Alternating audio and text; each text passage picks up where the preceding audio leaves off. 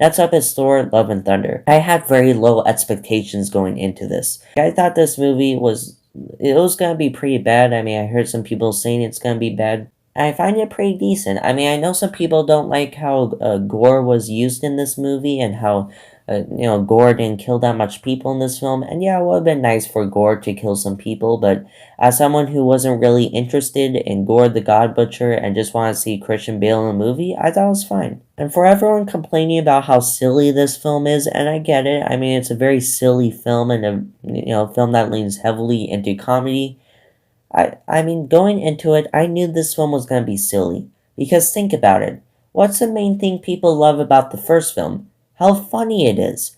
People talk about Thor Ragnarok, or not the first film, the last film. People talk about Thor Ragnarok or the last Thor movie being the funniest MCU movie. So with that in mind, I thought that Taika Waititi was gonna lean hard on the comedy aspect of it and try to make it as funny as possible, and he did. He made it pretty funny, and I mean there were some jokes that didn't land very well. I mean it's definitely not the funniest film, not as funny as Thor Ragnarok, but otherwise it's very fast paced. It's not very slow like for Thor Ragnarok. I think they spent a little bit too much time in the planet with Jeff Goldblum. So I think the pacing was a little bit slow with Thor Ragnarok. Otherwise, for Thor Love and Thunder, I knew it was gonna be silly. So I had those expectations going into it. I had the right expectations going into it. And for that, I enjoyed it. I enjoyed it more than most. Next up is Anchorman 2. Now, this is a film which, is like the first Anchorman movie, but not as funny. I mean, it's definitely not following the same plot points, but it's just not as memorable as the first Anchorman movie. There's not as much of funny moments or funny quotes compared to the first Anchorman movie, but it's still Anchorman movie. It still has Will Ferrell. It still has Chris Pratt. It still has the guy from The Office who plays Todd Packer. It still has all these great actors in there. So, it has a great cast. It has a very funny cast. And there are some funny moments in here. The reason it's higher than, let's say, Thor Love and Thunder or King Richard or, all these other movies I feel are decent but not that great, is that Anchorman 2 has possibly one of my favorite moments of any comedy movie, which is the fight scene between all the news anchors, and they just bring in so many, famous actors, so many recognizable actors in that scene, in that one scene. It's like they spent like $30 million hiring every actor they could in that scene. So, it was just a hilarious scene overall, very over the top, hilariously over the top, with as many actors as they could get. So I love that scene. That's probably one of my favorite comedy scenes of all time. So overall, it's a good sequel to the original, a decent sequel to the original. It's just not as memorable, although it does have a scene that's better than the first film. One singular scene. Next up is Stand By Me. There's nothing that I hate about this film, but there's nothing that I love about this film. I mean, the four main leads, they do a good job. The people who played the kids, the actors who play the kids, they do a very good job. And just like the book, it's a great way to spend 1 hour and 30 minutes or 10 hours if you're reading the book. I'm a slow reader. Otherwise, it's a fine book. It's a fine book and a fine movie. There's just nothing that really engages me. Nothing that really interests me. It's just these four boys who are looking for a dead body, which is pretty dark saying it out loud. And, it's fine. It's fine. It's entertaining. It's good. It's decent. I just don't love it. There's nothing wrong with it, but there's nothing that really makes me go, oh wow, this is a great film. So it's in the decent category. Next up is The Ballad of Buster Scruggs. This film is like a Western film where there's like a bunch of Western shorts in it. All makes for a 1 hour and 30-minute collection of shorts. It's directed by the Coen brothers, and the Coen brothers have this thing as directors, where they make all these very uninteresting stories and they make them interesting. Like there could be almost nothing happening in one scene and they can make it interesting. They can literally put a camera in front of a rock on the ground. Like they could film a rock on the ground for like 3 hours and they would somehow make it interesting some way. The way they like edit, film their movies, the way they write their dialogue, the way they write and film their movies. They make very uninteresting stuff interesting and entertaining. So I like that about them as directors. I think they're some of the most underrated directors of all time and definitely deserve more movies or deserve to make more movies. I don't know if they're choosing to make very little movies, but I think this is the last film they ever made, and this was 2018. So either way, they're great directors making this film, and there's definitely for a film which is like a collection of short films. There's definitely some shorts which I found at least more interesting than other shorts. All the shorts I find pretty entertaining, but there's definitely some shorts I like more than others. So overall, just a very good Western movie, a very interesting Western movie, as they have very interesting stories here. Next up is Werewolf by Night. This is like a special on Disney Plus called Werewolf by Night, which is about this guy who becomes a werewolf by night every month, and it's just a great callback to the early monster films of the 1930s and 40s.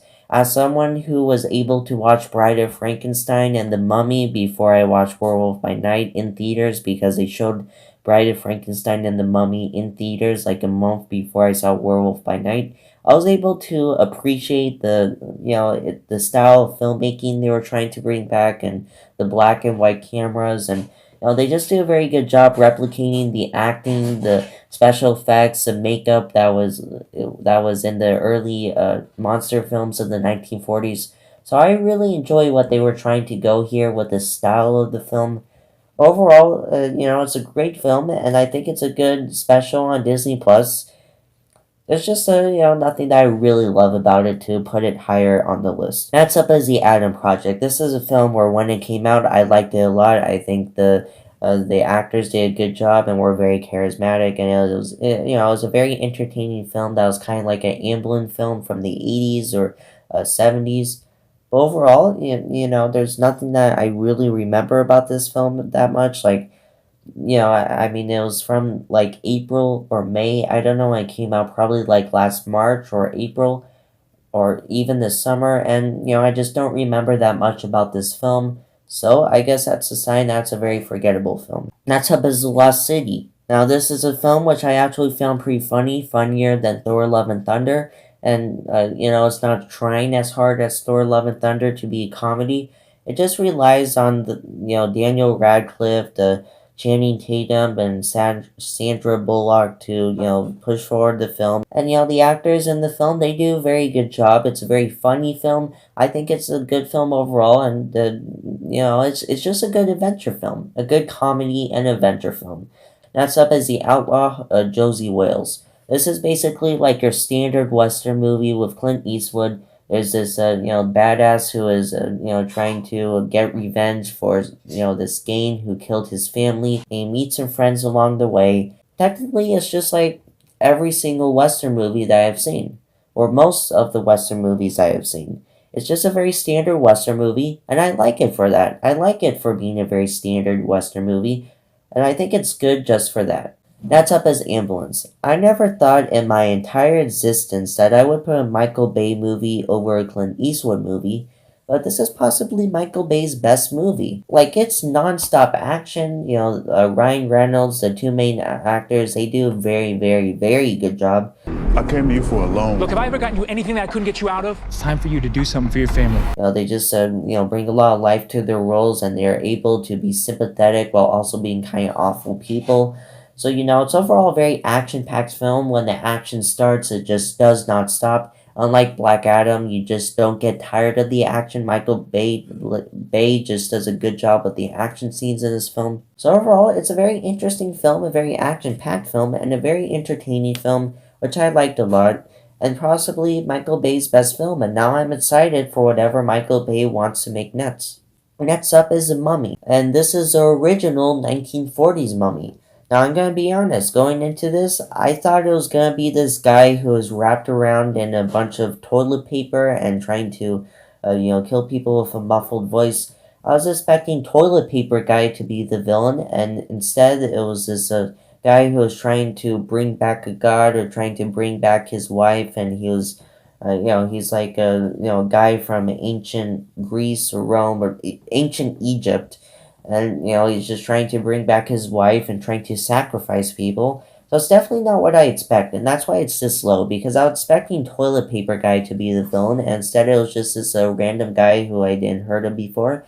Of course, the villain in this film was played by the same guy who played Dracula, and I think also played Frankenstein. So obviously he's a really good actor and does a good job as a villain. And overall, it's a very entertaining film. And very nice. It's very nice to see how films were like back then in the 1940s. I just like films back in the 1940s. I think they're very different from films these days and still very entertaining.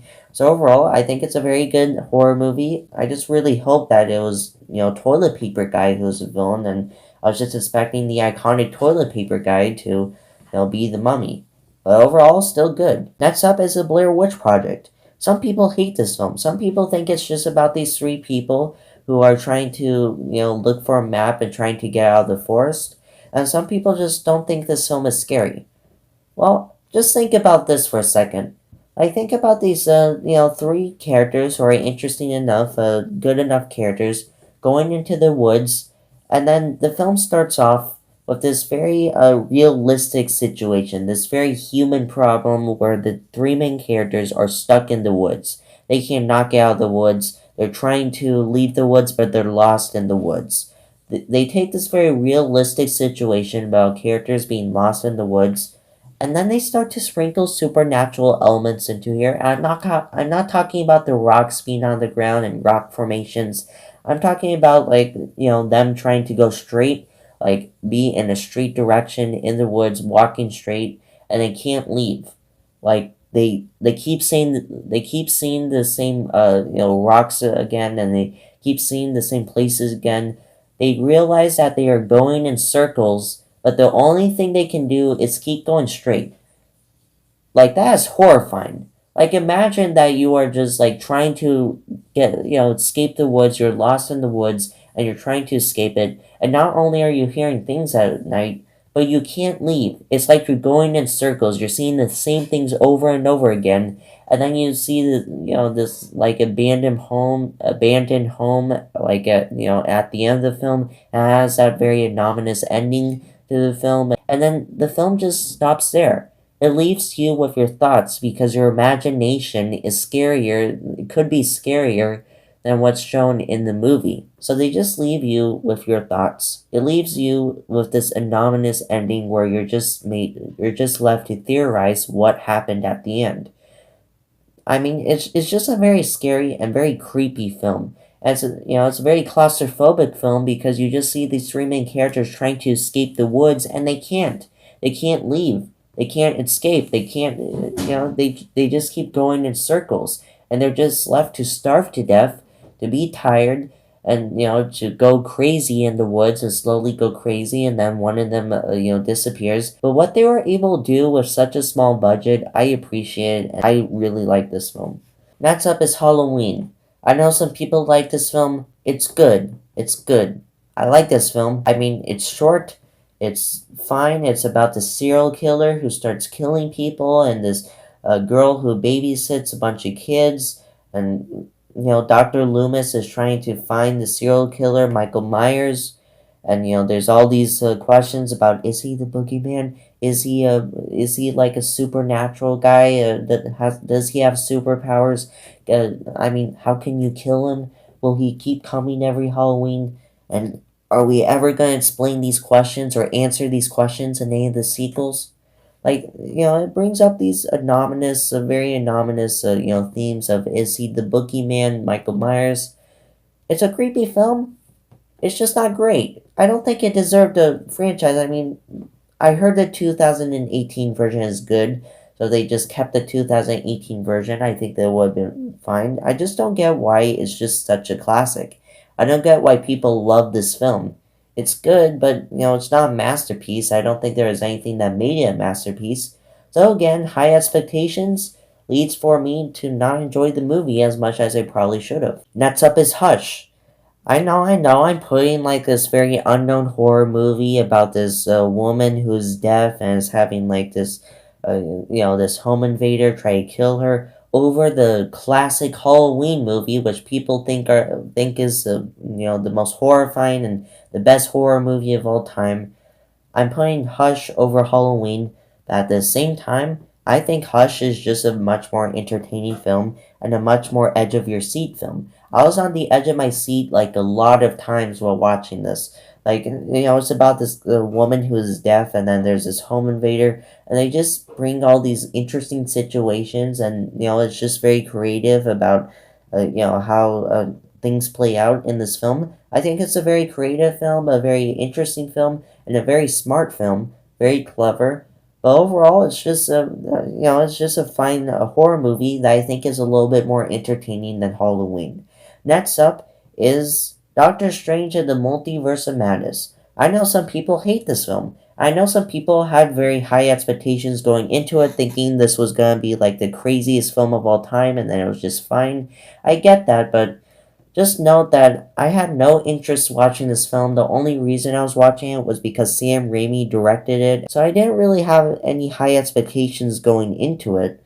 I just watched it because Sam Raimi directed it, and Sam Raimi brings his directing flair into the film. Like, he's a great director, and he just brings this energy to the film that I've never seen in a Marvel movie before. Either way, I think the directing is great. The acting is really good, especially Elizabeth Olsen. She makes a very good performance. She gives a very good performance. So overall, it's a very good movie, and very different, and it brings very different energy compared to other Marvel movies. Next up is Prey.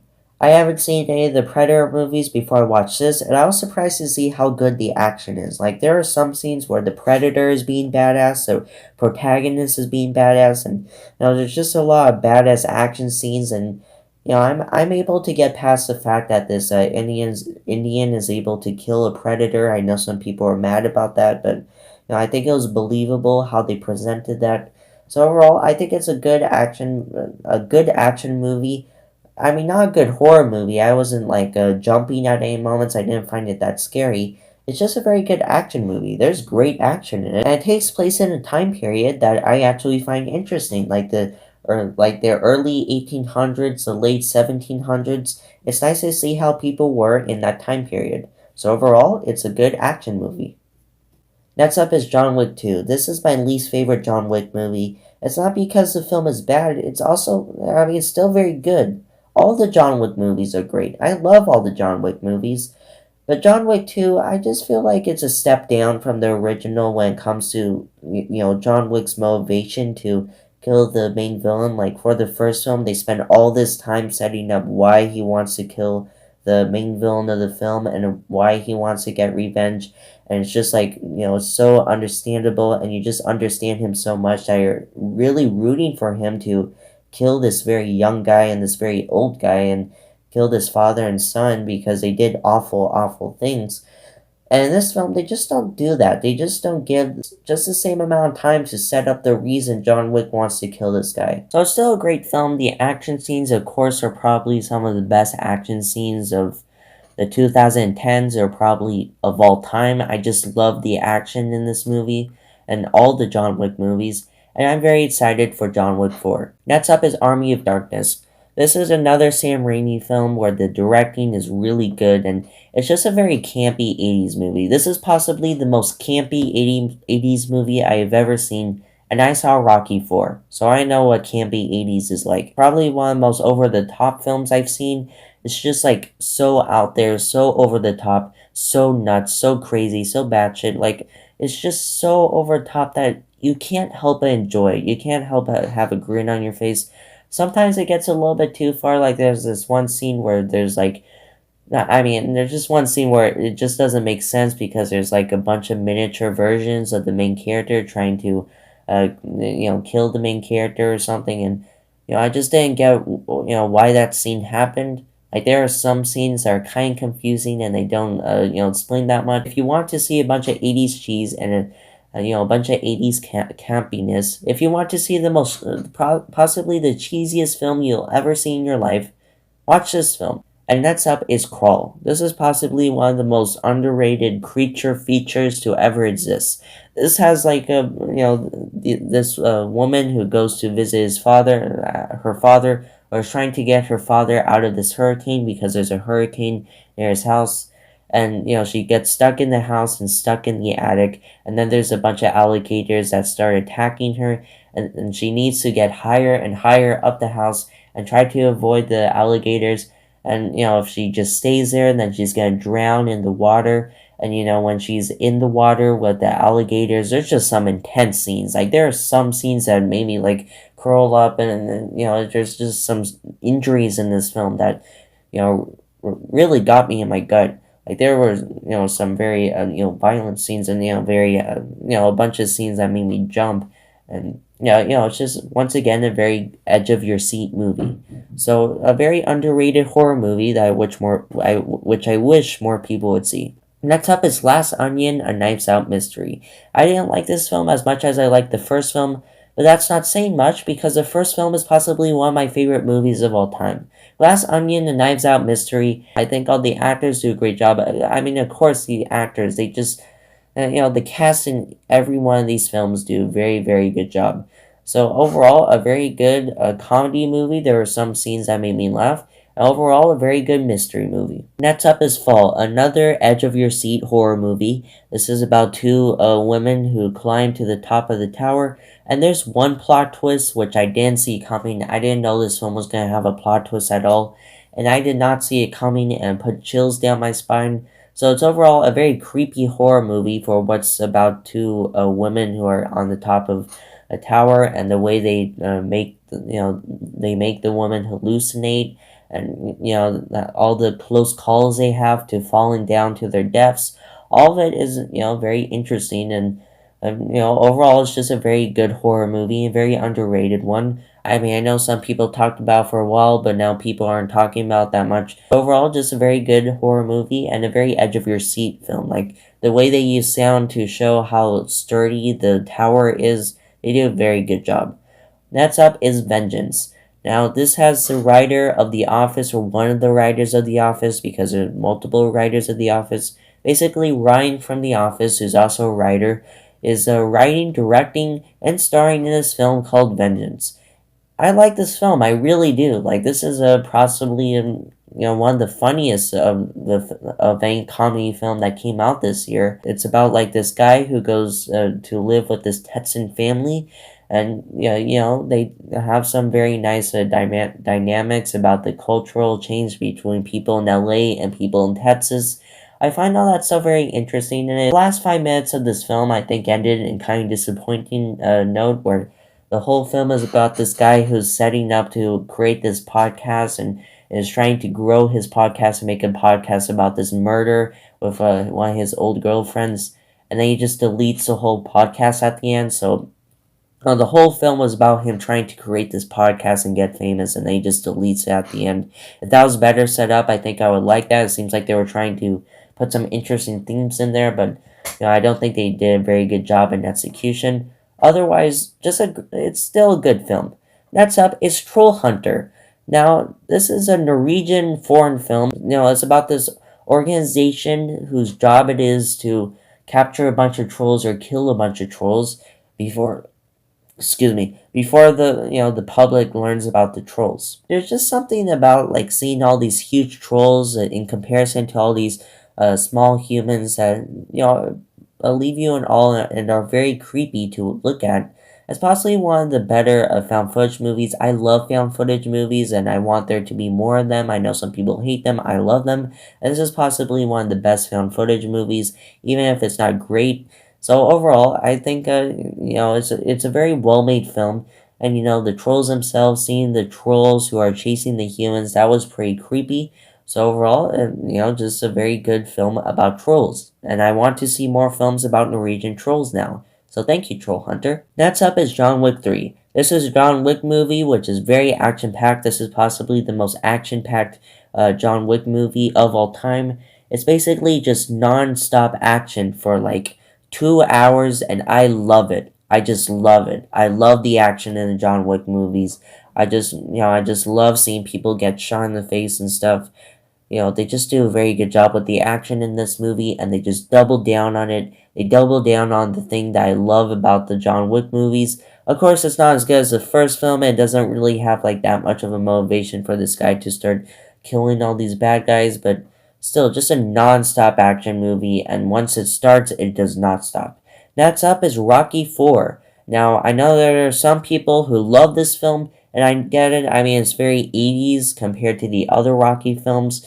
And, Drago is a very great villain. I think possibly the most memorable villain in the entire franchise. At the same time, there's a robot in the film, like a made robot, and I mean, there's a robot that they buy at the beginning of the film, and then you have Rocky traveling to Russia, and I mean, one of the things I like about the first two Rocky films, and even the third one, is that there's some realism in it. I get it. I mean, there's some films that are made to be campy and cheesy, and some films are made to be realistic, and I like the realistic films more than the campy films, because what made the first two films so great, and even Rocky Balboa with Rocky 6, is about this guy, this down on his luck guy who's trying to become an aspiring boxer. And it's just a very realistic film about this real guy who's trying to be a very famous person, a very good boxer, and trying to pursue his dream. There's something very inspirational about that. When you take away the realism, then you're just watching a bunch of campy boxing movies. So it just loses the realism with the talking robot, and it just goes a little bit over the top with how strong Drago is. Like, I'm pretty much sure it was on steroids in that film, because he was throwing punches so hard that he killed Apollo Creed, like literally killed him with his fists. That is so unrealistic. And I get it, it's campy, it's fun, it's cheesy, it's a very fun film. And I still like it. It's a good film. I mean, all the Rocky films I think are pretty good, but at the same time, it's just a little bit too cheesy for my taste, so that's why it's much lower than most people have it. Next up is A Straight Story. Now, I know I was just talking about how some movies I put very low, like The Fog and Escape from New York, for being very slow, and this film is possibly the definition of slow. Like, it's just about this guy who's on like this motorbike and is trying to visit his brother before he dies, and he's just meeting all these interesting people on the road. It's the definition of slow, not that much stuff is happening, and I like it for that. Like, it's just such a unique experience. It's also a very feel-good movie, as it's just about this guy visiting his brother because he loves his brother so much. And that's kind of the reason it's slow, because even though half of the scenes are about this guy just driving on his wagon, all of it is so he can see his brother, and we're just seeing the lengths this guy will go to just see his brother, and just meet his brother, and just be with his brother before he dies, and all the lengths he'll go to do that. Otherwise, just a very feel-good movie. And some of the people he meets along the way on the road, I think they were interesting enough characters. So overall, a fine movie. Next up is Old Henry, a film with a great twist and a bunch of great action scenes, a really good ending that propels it to higher on this list, and a very good main lead performance from I forgot what his name is, but he's the guy who plays Lincoln, and he was in the new Pinocchio movie. So overall, just great performances, good action, and just a very well-made movie, and the plot twist comes out of nowhere. So a film that I was expecting to be very straightforward, but comes out very subversive, and actually has a lot of great action. Next up is the first Conjuring movie. I know that there are some people who think the first Conjuring movie is better than the second one. I think it's a really good horror movie, and there are some great horror scenes in it. There are some good jump scares in it, which made me jump a lot. It's very scary, it's very creepy, and very well made. Like, James Wan, he just knows how to do horror. He knows how to get into your spine and get you to have shivers down your spine. I just like the second one more, and I feel as if there were some characters who are given less depth than other characters, or characters who are given way more depth than other characters. Next up is West Side Story. I'm not a guy who likes musicals. I don't know why, I just don't like musicals very much, or films where the actors sing. I mean, whenever they go into a scene where they're about to sing in the middle of the scene, I mean, it just takes me out of the experience. But for this film, it kind of like embraces itself into the fact that it's a musical, and it's not like they have like a music scene or a dancing scene like in the middle of very emotional scenes. Like when they're trying to be serious and when they're trying to really push forward the story, they won't interrupt it with a scene where they're singing. Sometimes they'll move forward the story with one of the musical numbers in the film. So overall, I think it's one of the better musicals. And of course, it's directed by Steven Spielberg, so he just brings his directing style into it, which I think makes the film a lot better.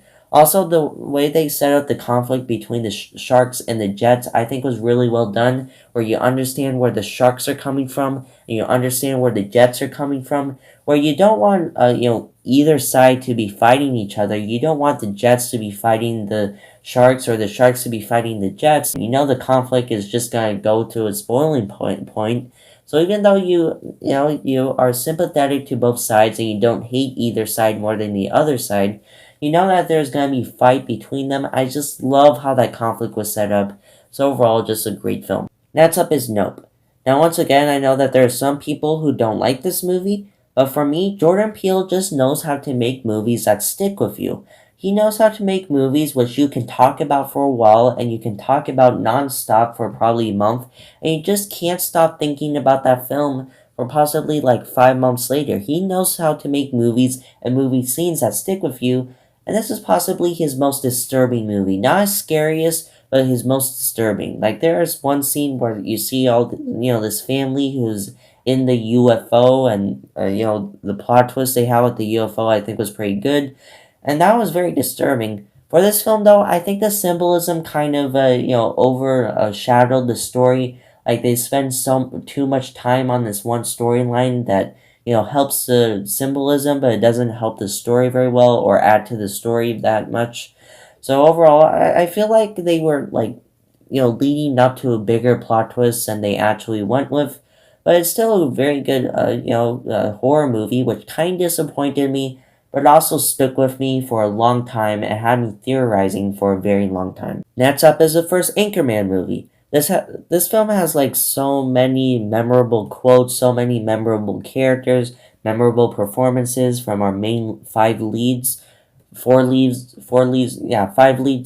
And there's just like a bunch of great moments in here, like the fight scene between the news anchors. Even though I think the second film did it better, I think this film did it a little bit funnier. So overall, just a very very good comedy movie that stuck with me, and possibly one of the best comedy movies I've seen this year. That's his Blade Runner. Now I think I saw this film at the beginning of the year, so because I've seen this in the beginning of the year, I don't remember it as well as the other movies I'm talking about or in this list.